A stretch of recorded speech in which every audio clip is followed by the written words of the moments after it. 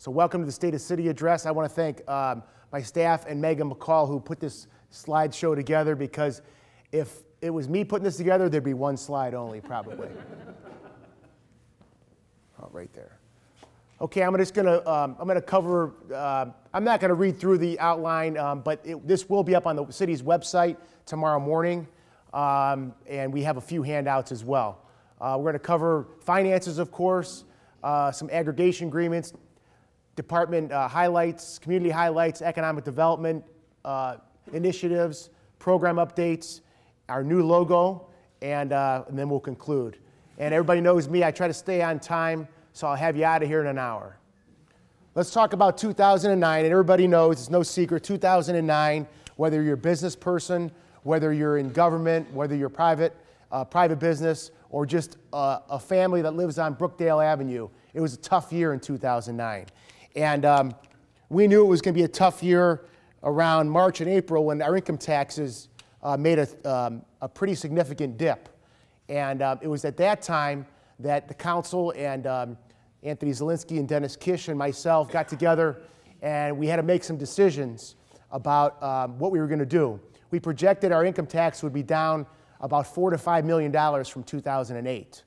And luckily, the good news is we weren't down quite that much. We were down about $4 million from 2008 to 2009. And as you know, when you run on income tax, that's about 10% of your budget. So a lot of tough decisions had to be made. The good news is that we realized the problem and we acted quickly, and we were able to make it through the year with about $1.5 million carryover, which isn't a whole lot, but we were able to make it through the year, and I think do a good job of balancing the budget. So 2009, we did that by a number of things, a number of cuts in certain departments. We were able to reach furlough agreements with many of the employees and concession agreements with many of our unions. So I want to appreciate the hard work and the sacrifices that our employees made to keep everybody in the city working throughout 2009 and still deliver good services to our residents. In 2010, we've pretty much, through our income tax department and our folks who forecast, we've forecasted that 2010 is going to look pretty much like 2009. That we think that our local and regional recession is coming to an end, but the light is still far down at the end of the tunnel and probably won't see recovery until early next year at the earliest. So because of that, we're basically going to budget and spend what we did in 2009. In 2009, we spent $42 million in our general fund. We also have a couple of levies, police and fire levies that we spend on safety.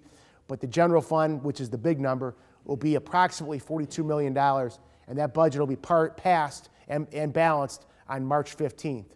Again, we'll be doing it through a number of things. We've been engaging and have engaged a number of our bargaining units, and many of them have agreed to what amounts to about a 6% salary reduction through furlough days, non-safety related employees, which is 1 day a month plus four floating days throughout the year. We have agreements, concession agreements with 4 bargaining units in the city. We're still working through a number of those issues, but needless to say, every department will be affected, much like it was in 2009.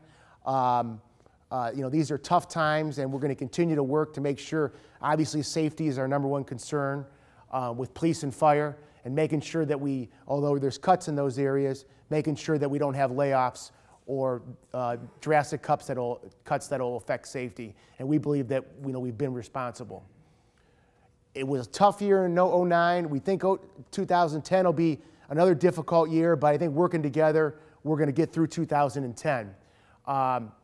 And although that was a lot of bad news in the economic front, there's a lot of good stories to tell in the city of Parma that are going on right now. We're going to talk about that.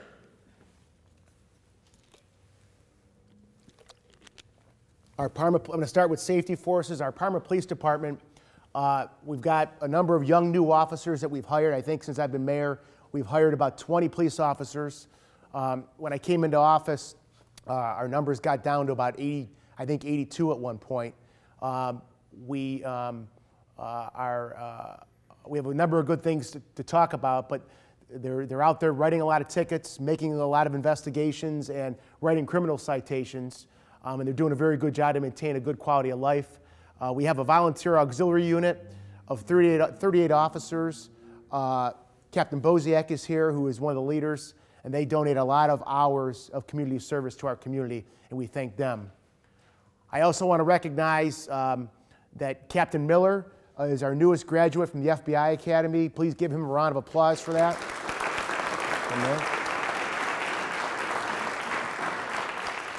This is a big sacrifice, folks. Captain Miller, I think, was gone for 3 months, except on weekends, away from his family, and obviously it'll bring a lot of good things to our police department. Our fifth Citizens Police Academy, which Captain Schmiegel runs, we're going to be bringing that back as soon as finances allow, but we had another class graduate last year, our Citizens Police Academy.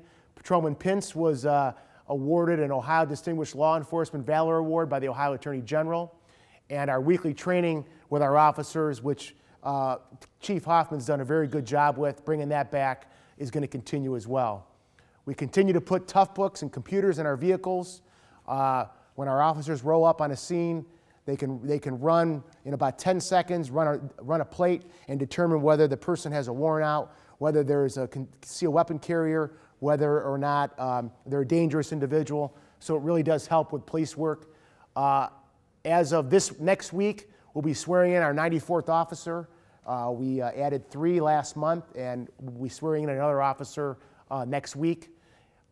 Also, Chief Hoffman is the current and was just elected chairman of the Southwest Enforcement Bureau. That's the local SWAT team, which is our officers are very active in.